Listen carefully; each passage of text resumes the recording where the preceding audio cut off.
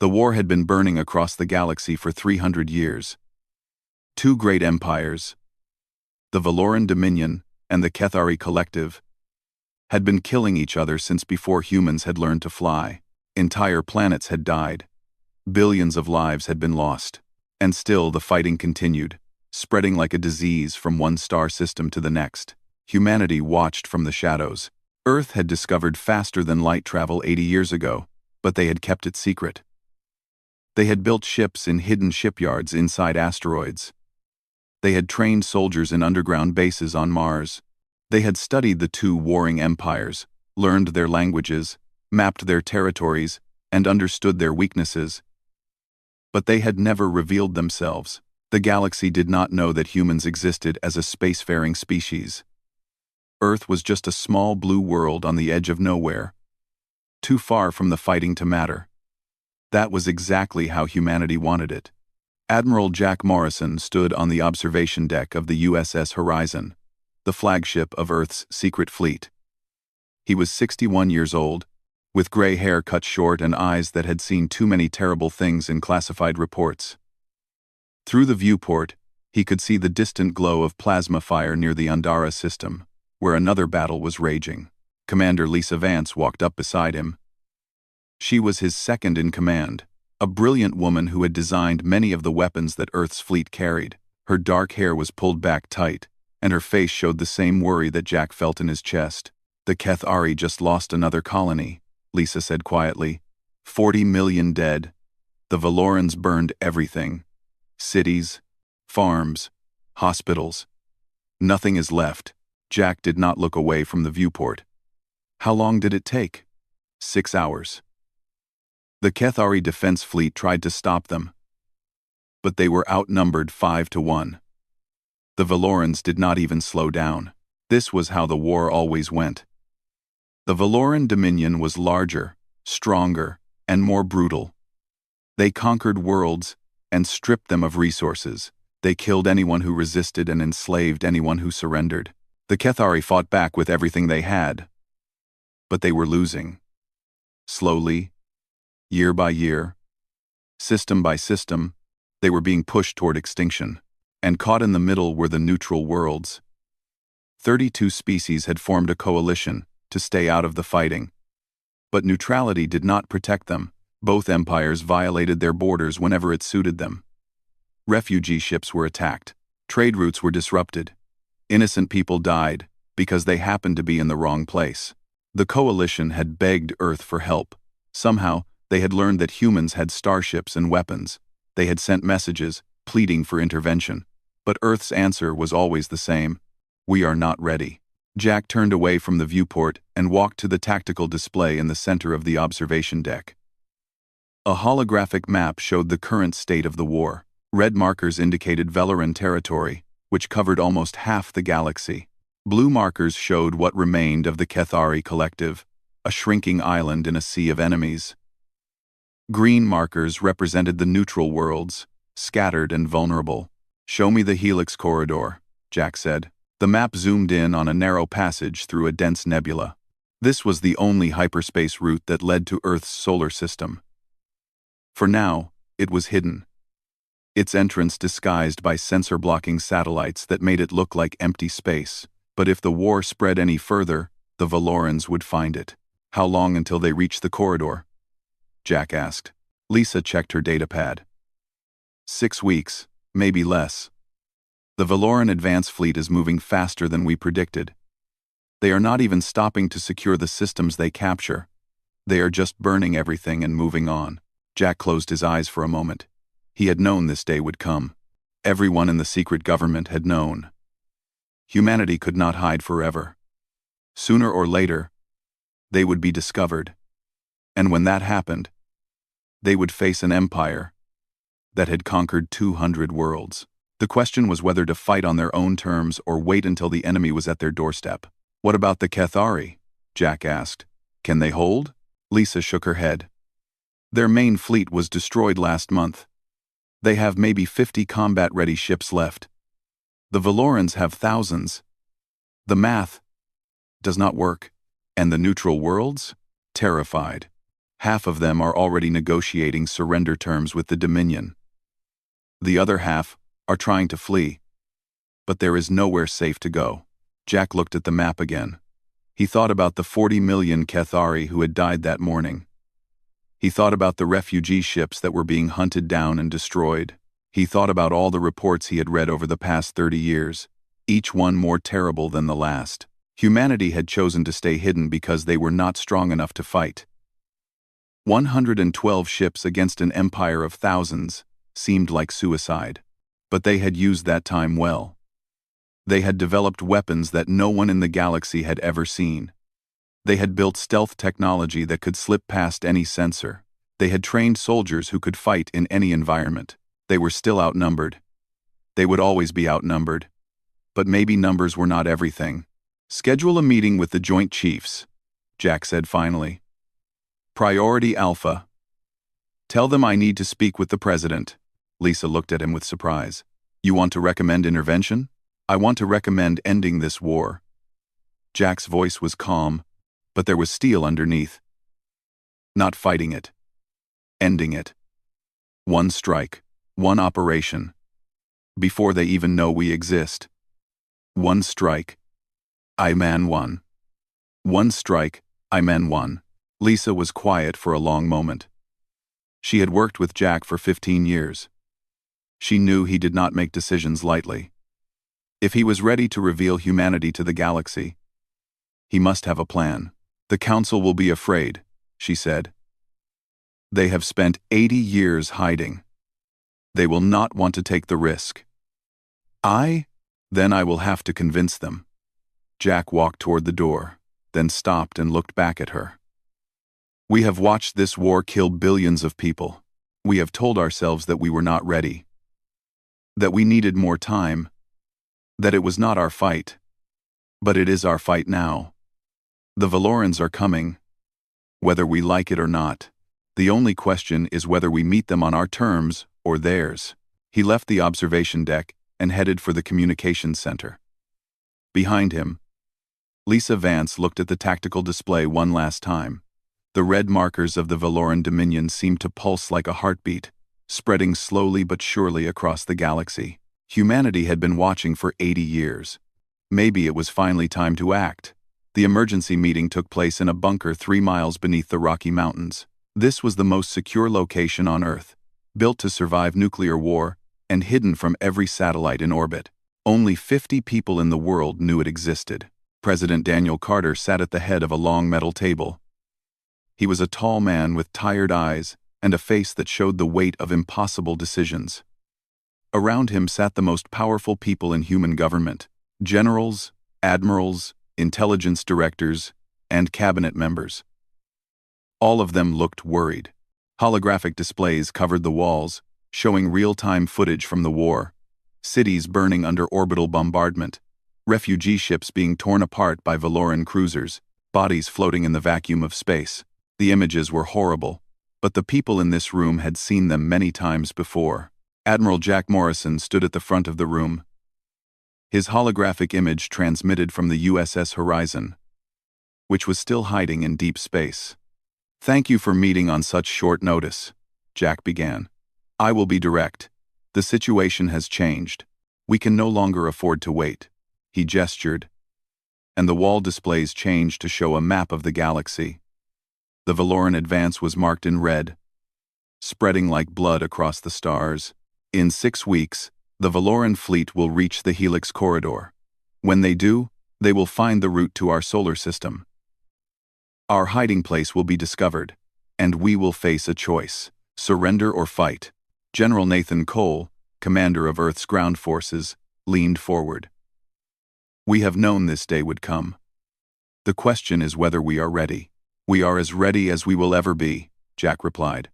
112 combat ships. 50,000 trained soldiers. Weapons that the galaxy has never seen. We have spent 80 years preparing for this moment. Secretary of Defense Amy Dawson shook her head. She was a careful woman who always thought 3 steps ahead. 112 ships against thousands. Even with superior technology, the numbers are against us. If we attack and fail, we will have revealed ourselves for nothing. They will come for Earth, and we will not be able to stop them. That is true, Jack admitted. If we fight their war, we will lose. But I am not suggesting we fight their war.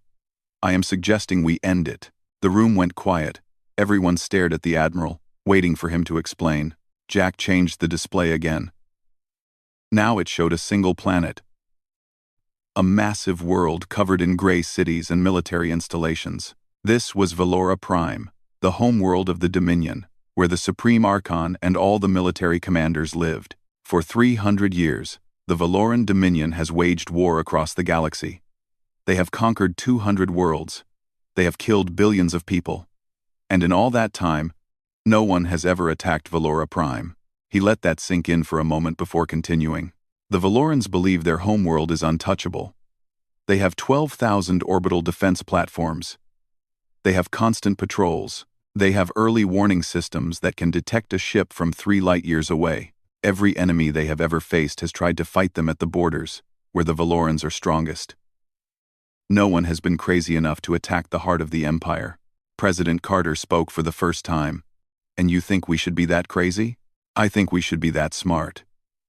Jack pulled up another display, showing detailed plans and diagrams. We have spent 40 years developing stealth technology that their sensors cannot detect. Our ships can pass through their defensive grid without being seen.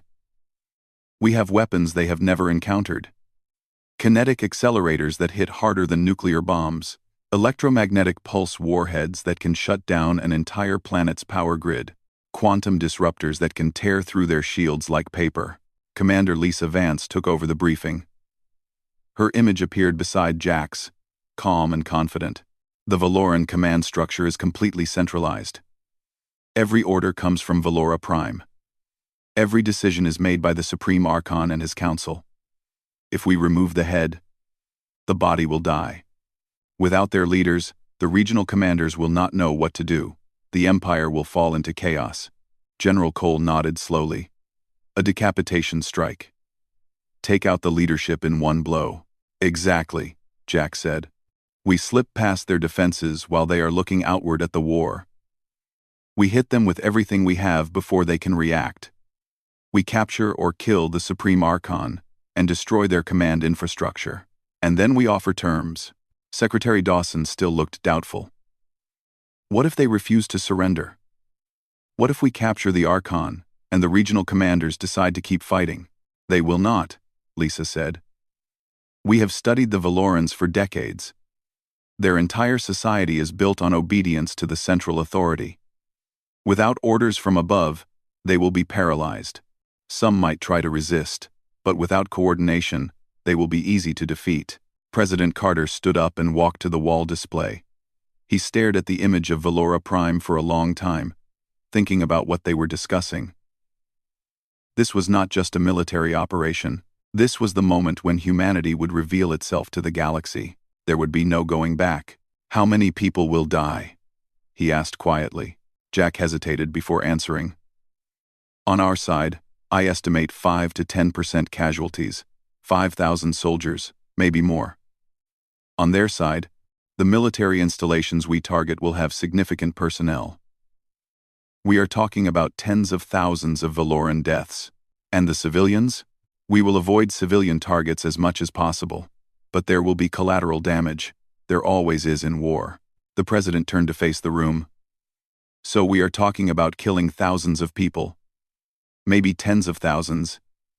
In a surprise attack on their homeworld. Some would call that a war crime. Some would call it justice, General Cole replied. The Valorans have killed billions. They have burned entire worlds. They have enslaved species that could not defend themselves. If we do nothing, they will keep killing until there is no one left to kill. Amy Dawson spoke up again. There is another option. We could continue hiding. Strengthen our defenses. Wait and see if they actually find the Helix corridor. And if they do, Jack asked. If they find Earth, what then? We will be fighting on our own soil. Defending our own cities. Millions of our people will die. Is that better than striking first? The room fell silent again. Everyone understood the choice they were facing. Hide and hope, or act and risk everything. President Carter looked at each person around the table. He saw fear in their eyes, but also determination. These were people who had dedicated their lives to protecting humanity. They had kept secrets, made sacrifices, and prepared for a day they hoped would never come. But it had come, and now they had to decide. If we do this, the president said slowly, if we attack Valora Prime and fail, humanity is finished. But if we do nothing and they find us anyway, humanity is also finished. The only difference is how many people die in the process. He sat back down and folded his hands on the table. Admiral Morrison, how soon can you be ready? Jack allowed himself a small smile. We have been ready for 30 years, sir. We were just waiting for permission. The president nodded. Then you have it. God help us all. The meeting ended, and the room emptied. But the weight of the decision hung in the air like smoke. Humanity was going to war. The human fleet gathered in the darkness between stars, far from any hyperspace lane or inhabited system. 112 ships hung motionless in the void, running silent, waiting for the order to move. This was the Ghost Fleet, as the soldiers called it. Ships that had been built in secret, crewed by men and women who had trained their entire lives for a mission they never thought would happen. Now it was real. Now they were going to war. Admiral Jack Morrison stood on the bridge of the USS Horizon, looking at the tactical display that showed his entire force. There were 12 dreadnoughts, the largest and most powerful ships in the fleet. Each one carried enough firepower to destroy a small moon. There were 36 cruisers, fast and deadly, designed to slip past enemy defenses and strike from unexpected angles. There were 48 frigates, nimble ships that could outrun anything in the galaxy. And there were 16 assault carriers, each one holding thousands of soldiers ready to land on enemy soil. Every ship was painted black. Every ship carried stealth technology that made it invisible to sensors. Every ship was ready to fight. Commander Lisa Vance approached from the communications station. All ships report ready status. Assault teams are standing by. We are go for Operation Blackout. Jack nodded. Time to destination? 14 hours at stealth speed. We will enter the Valora system at 0300 local time, when their patrol rotations are at their weakest. Jack looked around the bridge. His crew was young and scared, but they were also determined. They had volunteered for this mission, knowing they might not come back. That kind of courage deserved recognition. Open a channel to all ships, Jack said. Lisa pressed a button on her console. Channel open. Admiral. Jack took a deep breath and began to speak. This is Admiral Morrison to all personnel. In 14 hours, we will execute the most important military operation in human history. For 80 years, we have watched a war that killed billions of innocent people. We have stayed hidden because we were not strong enough to stop it. But that ends today. He paused, letting his words sink in across the fleet. Our mission is simple. We will enter the Valora system without being detected. We will neutralize their defensive grid. We will land ground forces at the Capitol complex. And we will capture the Supreme Archon, the leader of the empire that has caused so much suffering. The Valorans do not know we exist. They do not know we are coming. They believe their homeworld is untouchable. We are going to prove them wrong. I will not lie to you. This mission is dangerous. Some of us will not come home. But if we succeed, we will end a war that has raged for 300 years. We will save countless lives. We will show the galaxy that humanity is not a species to be ignored. So check your weapons, review your assignments, say whatever prayers you need to say, and when the time comes, fight like hell. Morrison out. He closed the channel and turned to Lisa. Let us get moving. The fleet engaged their engines, moving in perfect formation toward the Valora system. The stealth drives created no heat, no radiation, nothing that could be detected by enemy sensors. To the rest of the galaxy, these ships did not exist. Down in the troop deck of the assault carrier USS Thunder, Sergeant First Class Ryan Torres was checking his equipment for the 20th time. His powered exoskeleton hung on the wall beside him, a suit of armor that could deflect plasma fire and punch through steel. His rifle was loaded with armor-piercing rounds, designed specifically for Valoran physiology. His squad of 12 soldiers sat around him, doing the same checks on their own gear. Corporal Megan Shaw, his second in command, walked over and sat down beside him. She was young, only 26, but she was one of the best soldiers Ryan had ever served with. Fast, smart, and absolutely fearless. "You think we can really do this?" she asked quietly. "Hit their homeworld and get out alive?" Ryan thought about the question before answering. "Honestly, I do not know. The brass says our stealth tech will get us through. But no one has ever tried something like this before. We might slip past their defenses without a problem. Or, we might get spotted the moment we enter the system and die in a storm of plasma fire." Megan smiled slightly. "That is not exactly inspiring, Sergeant. I am not trying to inspire you. I am trying to keep you realistic." Ryan put down his rifle and looked at her directly. "But here is what I do know. We have trained for 10 years for this mission. We have the best equipment, the best intelligence, and the best people. If anyone can pull this off, it is us. And if we fail, then we fail fighting. We fail trying to end a war that has killed billions. We fail doing something that matters." Ryan shrugged. "I can live with that. Or die with it, I guess." Megan laughed softly. "You have a strange way of looking at things, Torres. I have had a lot of time to think about it."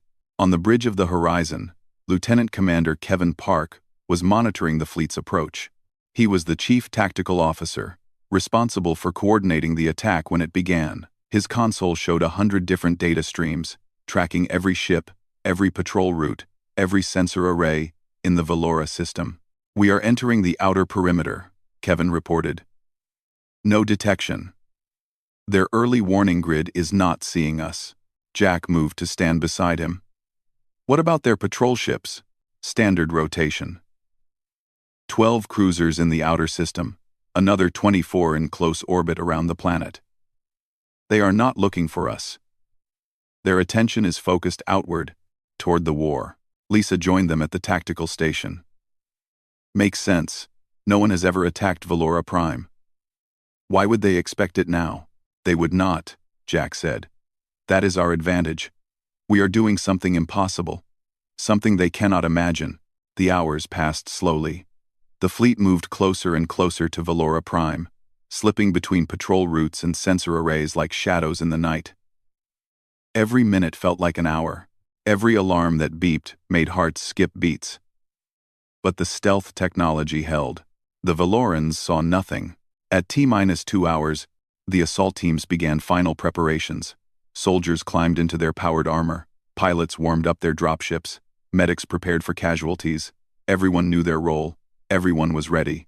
Ryan Torres sealed his helmet and felt the armor lock into place around him.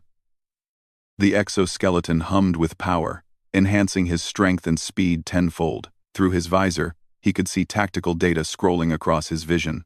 Target locations, enemy positions, extraction points. "Squad 2, sound off," he said into his comm. 12 voices responded, one after another. All present. All ready. At T-1 hour, the fleet reached its final position. 112 ships hung in the darkness, invisible and silent, less than 1,000,000 kilometers from Valora Prime. Below them, the planet glowed with the lights of 1,000 cities, oblivious to the death that was about to fall from the sky. Admiral Morrison looked at the tactical display one last time. Everything was in position. Every ship. Every soldier. Every weapon. "All ships. This is Morrison," he said calmly. "Execute Operation Blackout." The Ghost Fleet moved forward, and the war was about to end. The attack began at 0300 local time on Valora Prime, when most of the planet was asleep and the defense stations were running on skeleton crews. First came the electromagnetic pulse warheads, 16 missiles, fired from stealth cruisers positioned in high orbit, streaked down through the atmosphere faster than the eye could follow. They detonated at precise altitudes, releasing cascading waves of energy that spread across the planet like invisible tsunamis. Every unshielded electronic system died instantly. Defense platforms went dark. Communication networks collapsed. The warning sirens that should have screamed across the cities stayed silent, their circuits fried beyond repair. In the space of 10 seconds, Valora Prime went blind. On the bridge of the USS Horizon, Lieutenant Commander Kevin Park watched his tactical display light up with success indicators. EMP strikes confirmed. Planetary defense grid is offline. Orbital platforms are not responding. Enemy fleet is scrambling but unable to coordinate. Admiral Jack Morrison allowed himself a single moment of satisfaction before moving to the next phase. Launch kinetic strikes. Priority targets only. From orbit, the human dreadnoughts opened fire. They did not use lasers or plasma, or any weapon the Valorans had encountered before. Instead, they fired tungsten rods, each one weighing 2 tons, and accelerated to a fraction of the speed of light. There was no warning. There was no defense.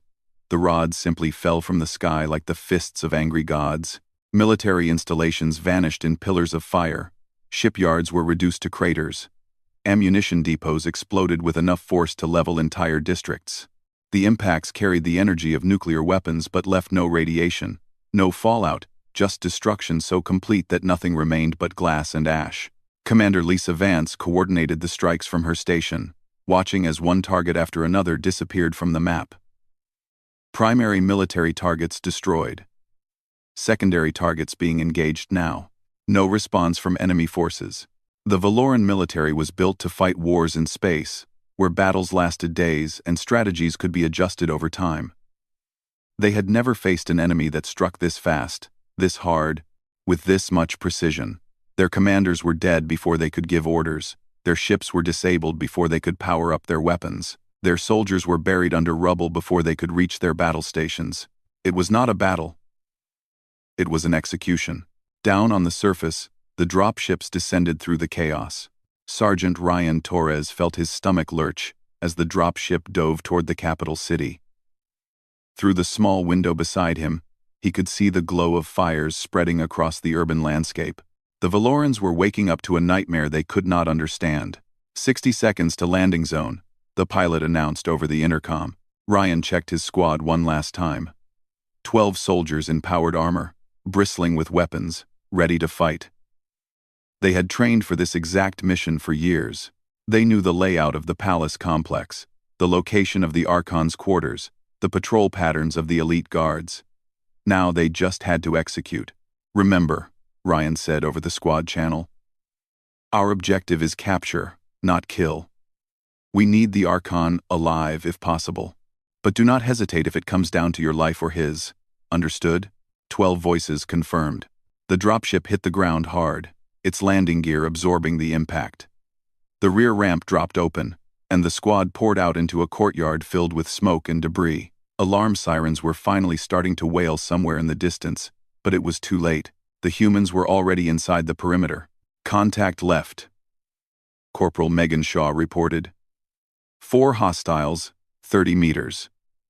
Ryan turned and saw 4 Valoran soldiers stumbling out of a guard station, their weapons half raised, their eyes wide with confusion. They had never seen anything like the armored figures advancing toward them. Take them down, Ryan ordered. His squad fired. The Valoran soldiers dropped in an instant, killed before they could even understand what was happening. Ryan stepped over their bodies and kept moving. The palace complex was massive, a sprawling fortress of stone and metal that had stood for 1,000 years. But the humans had mapped every corridor, every door, every hidden passage. They moved through the building like ghosts, neutralizing resistance with surgical precision. In the throne room, they encountered heavier resistance. A dozen elite guards had barricaded themselves behind overturned furniture, firing wildly at the entrance. Their plasma bolts splashed harmlessly against the human armor. Grenades, Ryan said calmly. 2 soldiers tossed flashbangs over the barricade. The explosions were deafening. And for a moment, the firing stopped. Ryan led the charge, vaulting over the furniture and engaging the guards at close range. The fight lasted less than 30 seconds. Throne room secure, Megan reported. Archon is not here. He is in his private chambers, Ryan replied. Top floor, East Wing, Move. They found the staircase and began climbing. Along the way, they encountered more guards, servants, and officials, most of whom surrendered the moment they saw the armored humans. Ryan left them behind, zip-tied and harmless. There would be time to deal with prisoners later. The door to the Archon's chambers was reinforced with metal plating and protected by a security system that should have required hours to bypass. Ryan simply placed a breaching charge on the frame and stepped back. The explosion blew the door off its hinges. Inside, the Supreme Archon stood surrounded by his final line of defense, a dozen of the most elite warriors in the Valoran Dominion. They were tall, heavily armored, and armed with weapons that could punch through starship hulls. They had sworn their lives to protect their leader. They lasted 47 seconds. Human weapons were faster. Human armor was stronger. And human training was better. The elite guards fell one after another, their plasma fire unable to penetrate the powered exoskeletons. When the last guard dropped, the Archon stood alone, his pale eyes staring at the armored figures that had invaded his sanctuary. He was tall, even by Valoran standards, with silver-gray skin and a face that had commanded an empire for 80 years. He did not look afraid. He looked confused. "What are you?" he demanded in accented Galactic Common. "What species dares to attack Valora Prime?" Ryan removed his helmet, revealing a human face beneath. Brown hair, brown eyes, a jaw set with determination. He was just a man, ordinary in every way, except that he had just accomplished something that no one in the galaxy had thought possible. "We are from Earth," Ryan said, "and this war is over." The Archon laughed, a harsh sound without humor. "You think killing me will end the war? My admirals will continue the fight. My empire will hunt you down and destroy your world." "Your admirals are dead," Ryan replied calmly. "Your fleet is disabled. Your military command structure has been destroyed. By the time the sun rises, there will be no one left to give orders." For the first time, something like fear flickered in the Archon's eyes. "That is impossible. We have been watching your war for 80 years. We know everything about you. Your tactics, your weaknesses, your blind spots. We knew exactly where to hit and how hard." Ryan gestured to the burning city visible through the window. "You spent 300 years building an empire on fear and violence. We ended it in 3 hours." The Archon was silent for a long moment. When he spoke again, his voice was quieter. "What do you want?" "End." "We want peace," Ryan said. "Surrender, and this ends. Your people live. Your civilization survives.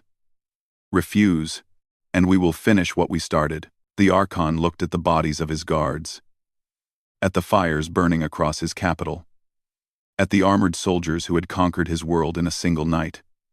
He was a proud creature, who had never bowed to anyone, but he was also smart enough to know when he had lost. "Very well," he said finally. "I will hear your terms." Ryan nodded and activated his comm. "Horizon. This is Torres. Package is secure." "Repeat. Package is secure." On the bridge of the flagship, Admiral Morrison received the message with a smile. "All ships," he announced. "Commence Phase 3. It is time to end this war." The surrender came 6 hours after the attack began. With the Supreme Archon in human custody and Valora Prime's military infrastructure in ruins, the Dominion's regional commanders had no choice. They received a single transmission from their homeworld, broadcast on every frequency. The war was over, and the Supreme Archon himself was ordering them to stand down. Some did not believe it at first. They thought it was a trick, an enemy deception designed to confuse them. But then the reports started coming in from Valora Prime. Images of the burning capital. Video of the Archon speaking with human soldiers standing behind him. Confirmation that the entire High Command was either dead or captured. The Valoran military was built on obedience. Without orders from above, they could not function. One by one, the regional fleets sent their surrender signals. By noon, the war that had raged for 300 years was officially over. The galaxy was stunned. News spread across the coalition of neutral worlds like wildfire. A species no one had heard of, from a planet on the edge of nowhere, had somehow destroyed the most powerful empire in galactic history in a single night. Diplomats demanded answers. Intelligence agencies scrambled to gather information. Everyone wanted to know who these humans were and how they had done the impossible.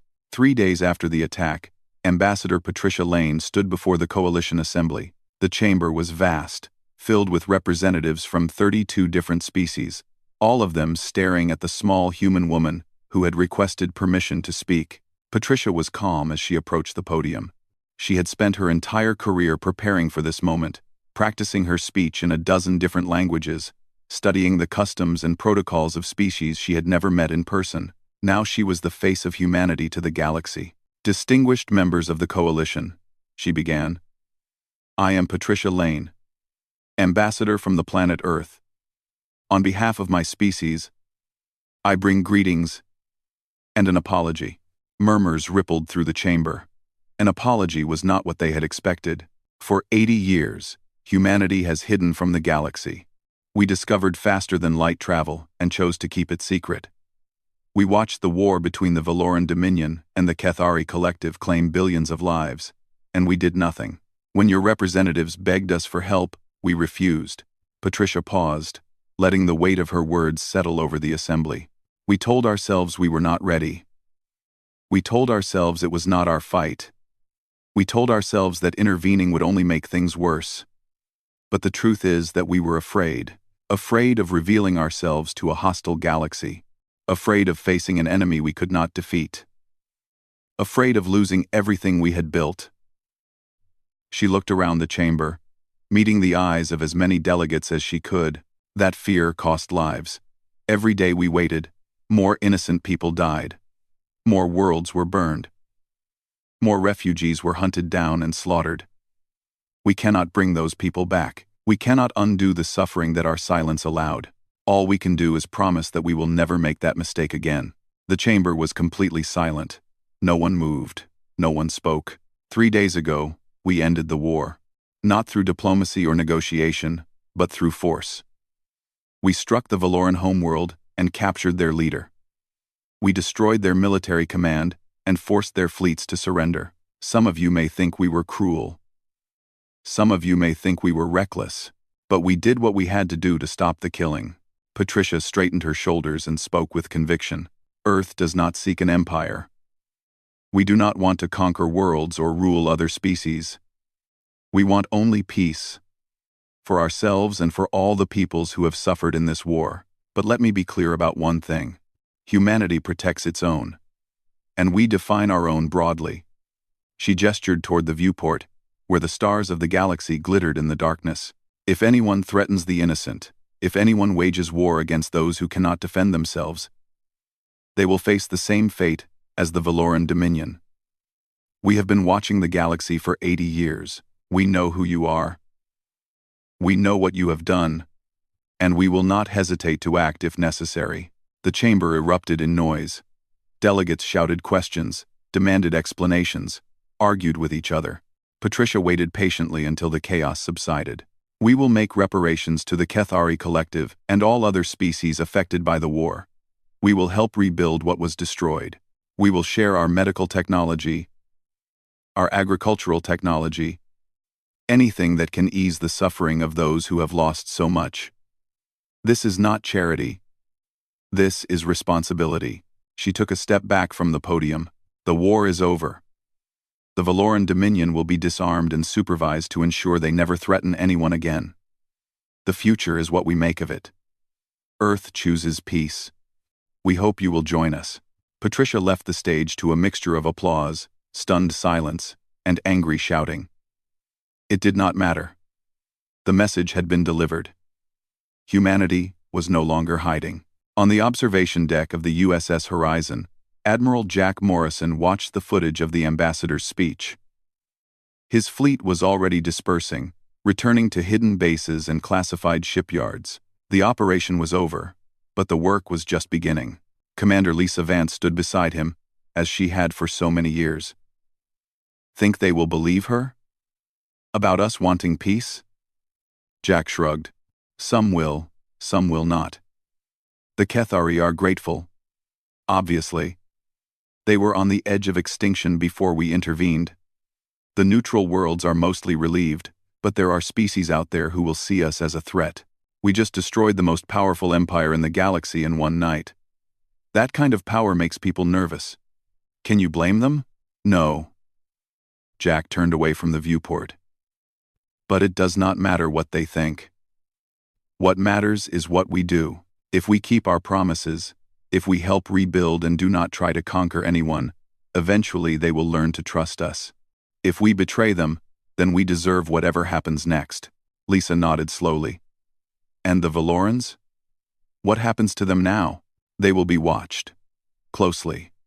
Their fleet will be reduced to a fraction of its former size. Their weapons will be limited. If they try to rebuild their empire, we will stop them. Jack paused. But most Valorans are just ordinary people. They did not choose the war any more than the people they conquered.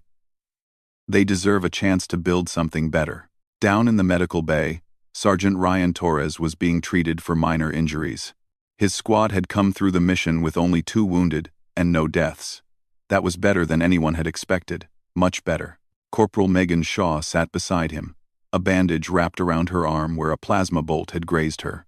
So, she said, we just ended a 300-year war in one night. What do we do now? Ryan laughed softly. I have no idea. Go home, I guess. See my family. Try to explain what happened without revealing classified information. That sounds boring. After tonight I could use some boring. He looked out the small window, where the stars were slowly moving as the ship changed course. We did something impossible, Megan. We saved lives. We stopped a war. That has to count for something. 1. It counts for everything, she replied quietly. The USS Horizon began its long journey back to Earth. Behind it, the galaxy was already changing. News of humanity's existence was spreading to every corner of known space. Diplomats were drafting treaties. Scientists were analyzing human technology. Historians were rewriting their records to include a species that had appeared from nowhere and changed everything. The war was over, and humanity was only just beginning. On Earth, people went about their daily lives, unaware of what their government had done in their name. They drove to work, sent their children to school, argued about politics and sports and weather. They did not know that their species had revealed itself to the galaxy. They did not know that their soldiers had conquered an empire in a single night, but they would learn. Soon enough, everyone would learn, because humanity was done hiding, and the galaxy would never be the same.